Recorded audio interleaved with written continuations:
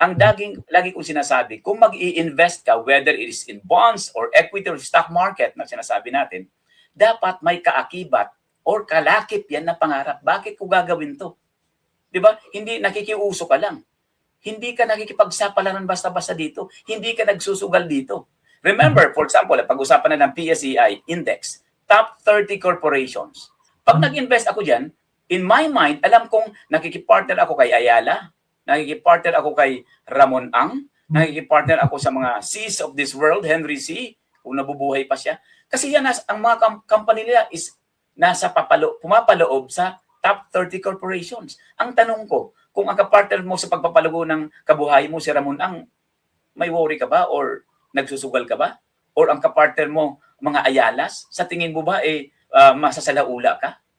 Dapat ganun ang mindset mo. Kung may tatahakin ka, may babyahiin ka, siguraduhin mo na ang sasakyan mo, ang sasabayan mo, talagang maaasahan. Nawawala ngayon yung agam-agam